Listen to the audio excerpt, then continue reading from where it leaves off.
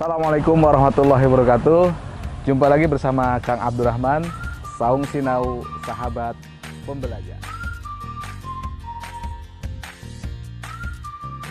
Tips yang keempat, jangan menggunakan digital zoom atau zoom yang ada di handphone kita. Karena kebanyakan handphone kita itu masih digital, bukan optikal. Optikal zoom hasilnya akan jelas, sedangkan digital zoom maka hasilnya akan blur ketika kita menzoom objek yang lebih jauh, seperti itu.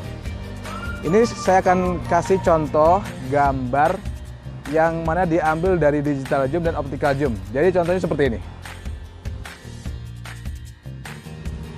Baik sahabat, ini contoh penggunaan digital zoom yang ada di kamera. Coba kita lihat, atau di kamera handphone ya. Coba kita lihat. Seperti ini. Semakin dekat maka semakin blur. Hasilnya tidak jelas.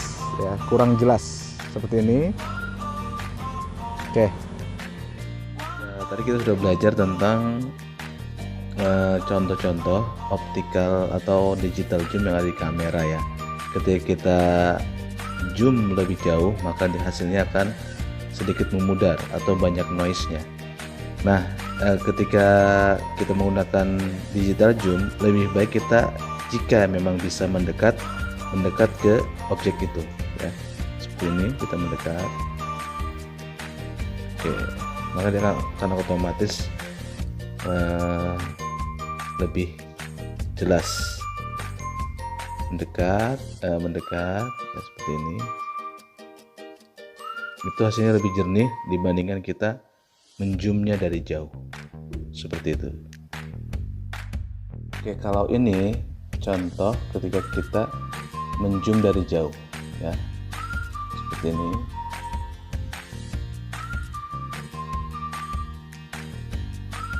Oke,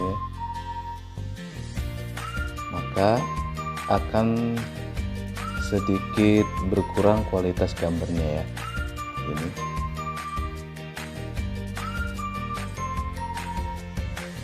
tidak jelas seperti yang pertama ketika kita mendekatkan objek, mendekat pada objek.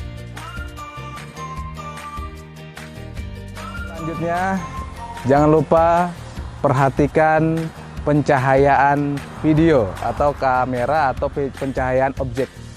Jadi ketika kita merekam, diperhatikan juga cahaya yang masuk ke kamera kita, sehingga objek yang kita video itu akan lebih terang atau jelas ya.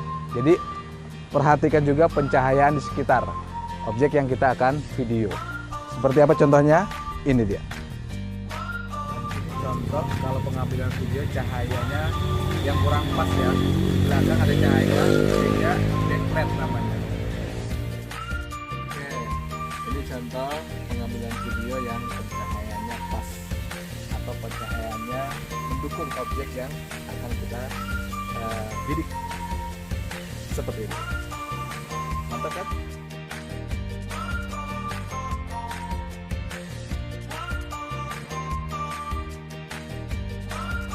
Menggunakan mikrofon eksternal agar suara-suara luar tidak masuk ke suara ke video kita. Masuk sih masuk, cuman agak sedikit redam suara dari luarnya. Lebih fokus suara yang ada di diri kita, gitu ya. Pakai eksternal. Contoh ini saya pakai Boya ini. Nah, jadi fokus suara ada di sini. Seperti itu. Ini bisa kita pakai sahabat semuanya, mix eksternalnya ya. Mix eksternalnya. Oke, nanti ada contoh yang akan saya sharekan di video. Contoh video yang menggunakan mic eksternal sama video yang tidak menggunakan. Seperti apa? Ini dia.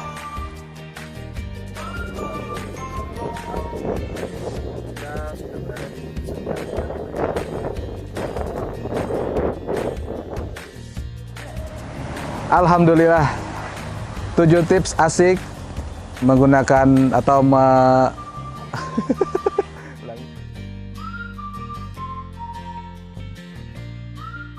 Tips yang ketujuh ini, hampir di semua kamera, di semua handphone ya, semua handphone ada fasilitas yang namanya slow motion. Ada juga yang kebalikan slow berarti time lapse atau cepat. Slow motion itu lebih slow videonya, time lapse itu lebih cepat, dipercepat. Ya. Oleh karena itu, sebagai videographer melalui handphone juga harus paham-paham mana yang harus kita slowkan, mana yang kita percepat. Jadi ada bentuk video yang memang itu pantas kita slow, ada bentuk video yang kita pantas kita percepat, seperti itu. Seperti apa contohnya? Ini dia.